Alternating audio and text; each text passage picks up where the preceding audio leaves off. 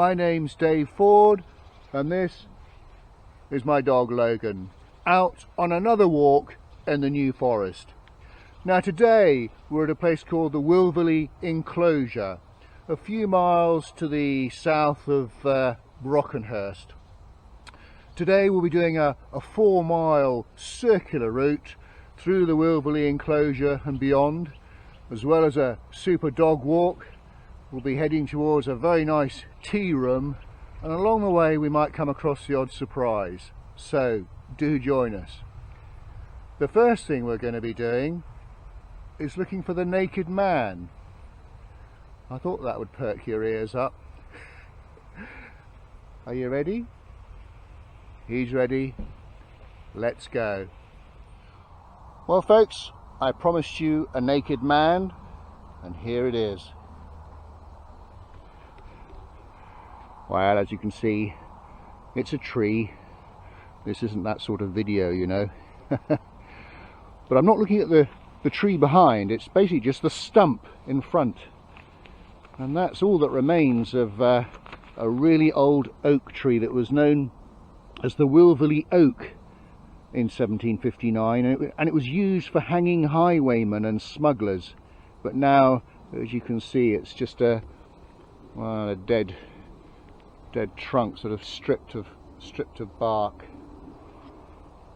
Now, why is it called the Naked Man? Well, there's two theories. One is a story of a man waiting to be hanged that was struck by lightning and stripped him of all his clothes. There's a second story that the tree was struck by lightning and was so badly damaged that the split trunk and two outstretched branches maybe looked like a figure of a man.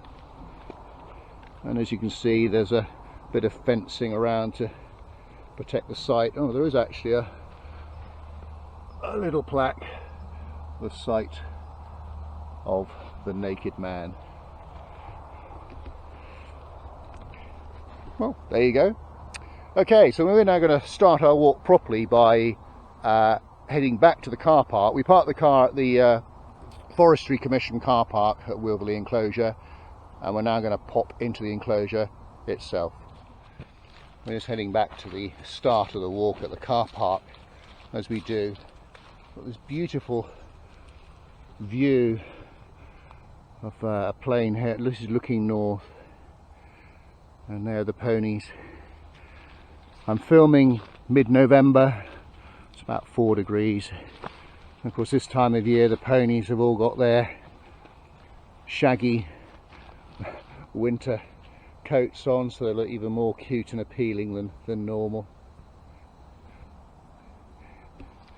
There is one thing that I meant to say. I don't think I've mentioned it on any of the videos that I've done on the New Forest, and I hope you don't feel I'm being patronising, but it's just a reminder when it comes to ponies, in fact any type of livestock, you must never feed them. In fact, there's a New Forest bylaw that prohibits the feeding of any of the livestock by members of the public. There we go, the Wilverley Wander. Right, forestry work in progress. I thought I could hear some heavy machinery in the background. Here we go.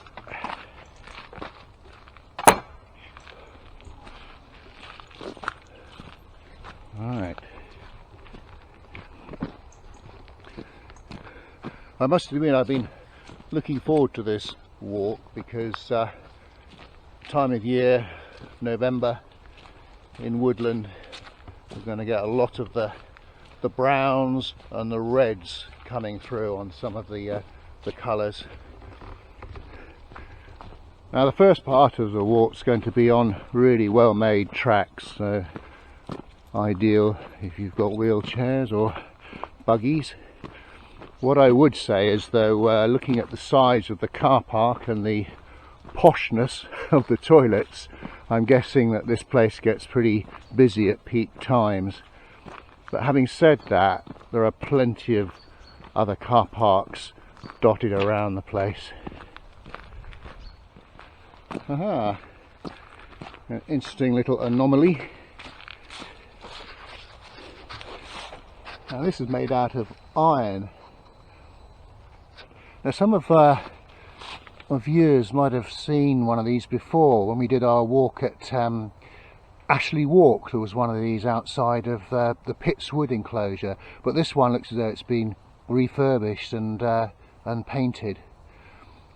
So just to explain what all this means, if you look on a map of the New Forest, you'll see loads of woodland, and they're all called enclosures.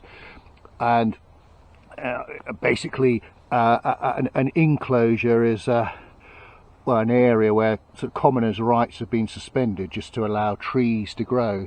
So what this is saying here is that in 1775 this area was enclosed. That means it was enclosed with either a fence or a ditch and a bank, but for some reason the trees didn't grow here, and so they threw it open again, which means basically unenclosing it, if there's such a word.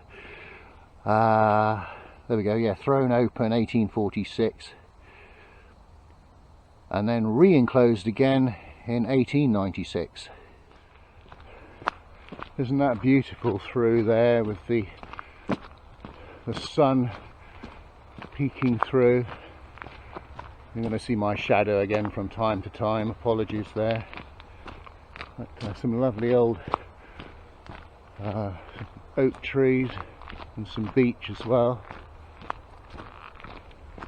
It really is quite an ancient bit of wood, that's for sure. We're now come out of the what I call the really old forest, and we've got the newer pine trees, although these look fairly well established. Looking at the size of some of the trunks here, they're certainly very tall. But, a totally different type of forest floor. A lot of moss, but not too much more that grows in between the trees. And yet if I pan left over onto this side, which is a slightly older looking side, much more ground cover, bracken, brambles, that sort of thing.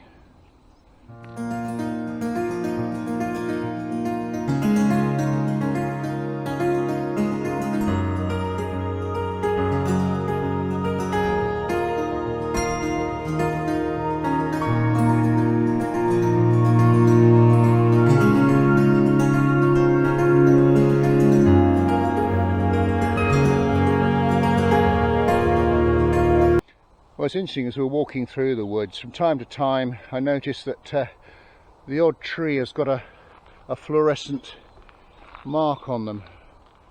That one there, for example, and then similarly this one here. I'm guessing that at some stage those will be cut down shortly. Might be wrong. But just panning over to this side of the park, just look at the way those trees are bending slightly to the right. I'm guessing that that's because the prevailing wind around here is from the southwest. Actually, that's another thing. If you ever get a little bit lost and you haven't got a compass with you and you're in this side of the New Forest, just have a look at the roots of the trees, because sometimes you'll notice that the roots are slightly longer on the southwest side. So just as an example, I'll show you this tree here. Okay, it is bending to one side, but the roots are all pointing to the southwest. It's almost as if they're trying to hang on. Oh, I don't know if you're seeing that, but yeah. Oh no, we have a slight problem. Now this is the path that I was hoping to go down, which will take us out of the enclosure at the south end and to the tea room, which is our next destination, but we're going to have to find an alternate way. Okay, I'm going to guess we're going to have to follow the path that way. So that's the gate that we would have come out of if that path hadn't been shut off. So we're definitely back on track now. Now, eventually we'll be going to my left, but we're going to do a little detour to my right. There's a rather quaint tea room that we're going to have a little investigation. So let's go. So this is now on the south side of the Wilverley enclosure, and as I say, you can probably hear a busy road to my left. Well folks, another challenge. Some stiles are easier to get over than others. Well, there's absolutely no way that Logan's going to be able to get over there without me actually carrying him, and it's quite a slippy bit of wood as well. Right, I should put the camera down, I think. I'll see you on the other side. Here we go. Hang on. Wait. Wait. Good boy. Wait.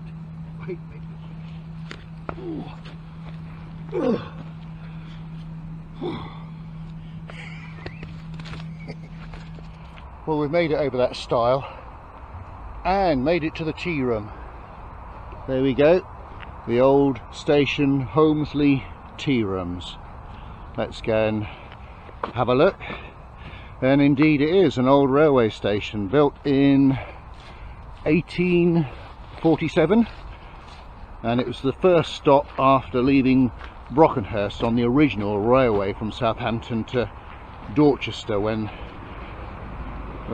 the line opened, coach services ran south to Christchurch, which didn't get its own railway until 15 years later. Isn't it lovely? But the opening of the present main line through to Bournemouth in 1888 then really signalled the steady decline of the line through Holmsley, and after serving nearby RAF Holmsley South in World War II, the station actually saw its last train in 1964. But, alright.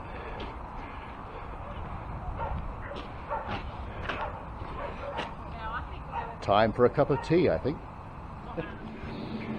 Well, I've just come into the little tea room area. Well, how about those for some cakes? Lovely. Way out and waiting room. Apparently the lady said there's some dog biscuits here. Can I have one? Good boy. Well, here we are by the tea rooms with my rather naughty shoe bun. Just had a little cup of tea. Logan's having a snooze down on his mat beside me. So we'll see you shortly.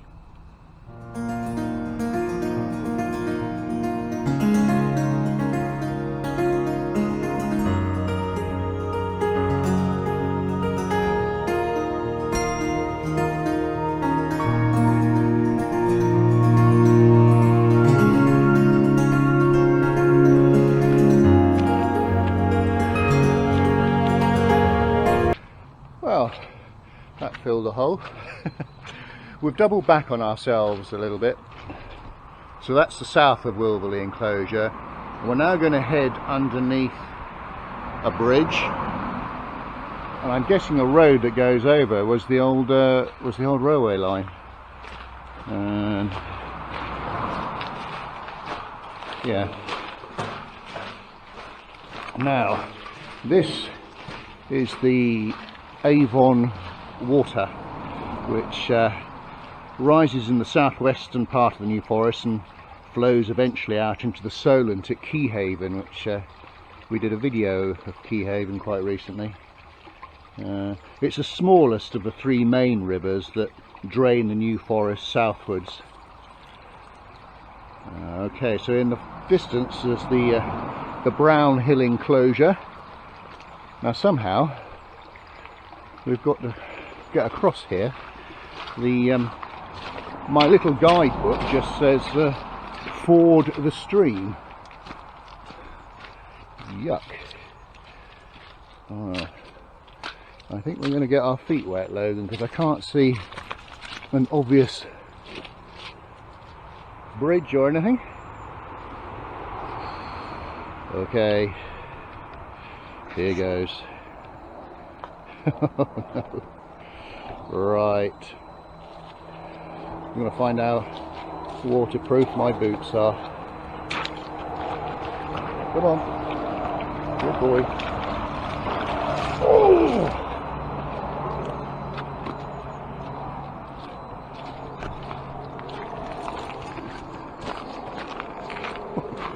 Well, so far so good. They are pretty waterproof, to be honest. I'll tell you in about 10 minutes time.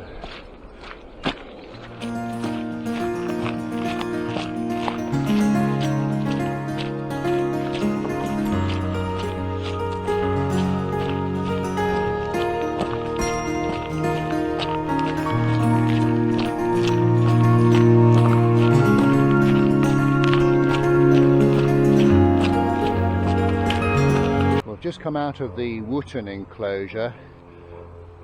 I'm pleased to say, although we have crossed the Avon Water, there was a bridge this time, Wootton Bridge, and we're now going to head north.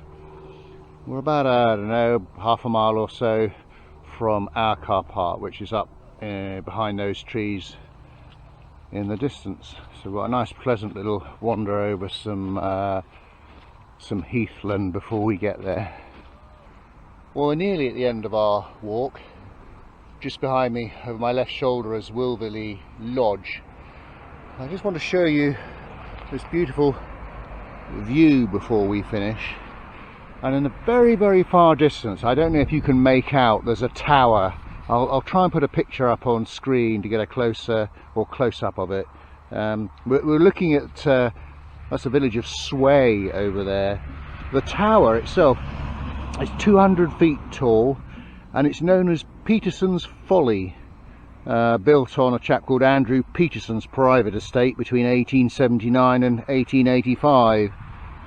But the reason I wanted to point it out, in case you're doing a walk here and wonder what it is, it's made entirely out of concrete with Portland cement, and it's thought to be the tallest non-reinforced concrete structure in the world.